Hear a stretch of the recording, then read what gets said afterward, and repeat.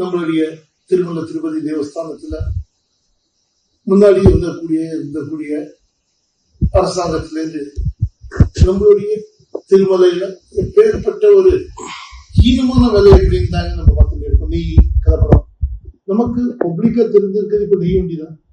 பாக்கி அங்க எந்தெந்த விதமான எல்லா விதமான கலப்படங்கள் நடந்ததோ பாக்கி எல்லாத்தையுமே ஆராய்ச்சி பண்ணினால்தான் தெரியும். புனிதமாக போற்றப்படும் திருப்பதி லட்டு பிரசாதத்திலேயே கலப்படம் நடந்து உள்ளது என்ற தகவல் கோடிக்கணக்கான பக்தர்களை அதிர்ச்சியில் ஆழ்த்தியுள்ளது. நம்பிக்கை, பக்தி, தூய்மை என்பவற்றுக்கே கேள்விக்குறி எழுப்பும் இந்த விவகாரம் தற்போது தேசிய அளவில் பெரும் சர்ச்சையாக மாறியுள்ளது.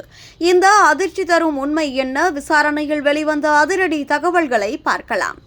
திருமலை திருப்பதி தேவஸ்தானத்தில் பக்தர்களின் நம்பிக்கையை உலுக்கிய மிகப்பெரிய நெய் கலப்பட மோசடி தற்போது தடயவியல் அறிக்கைகள் மூலம் முழுமையாக அம்பலமாகி உள்ளது.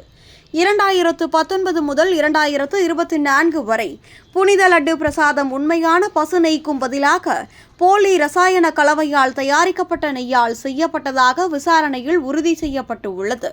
சுமார் 59.71 லட்சம் கிலோ கலப்பட நெய் பயன்படுத்தப்பட்டதால் ரூபாய் 234 கோடிக்கும் மேல் நிதி இழப்பு ஏற்பட்டு உள்ளது.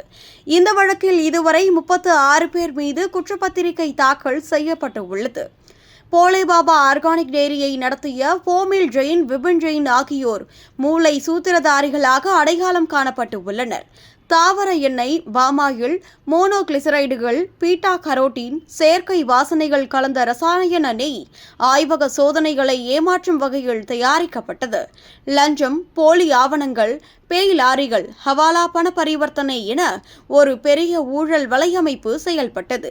NDDB மற்றும் CFTRI ஆய்வகங்கள் கலப்படத்தை உறுதி செய்த நிலையில் 2024 அக்டோபரில் உச்சநீதிமன்றம் தலையிட்டு CBI, FSSAI விசாரணைக்கு உத்தரவிட்டது.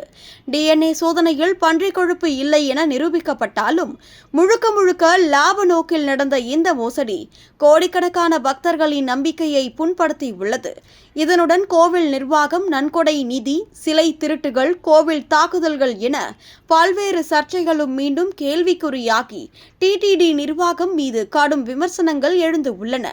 இந்த விவகாரம் வெறும் ஊழல் மட்டுமல்ல, ஆன்மீக நம்பிக்கைக்கு ஏற்பட்ட பெரிய சவாலாகவே பார்க்கப்படுகிறது.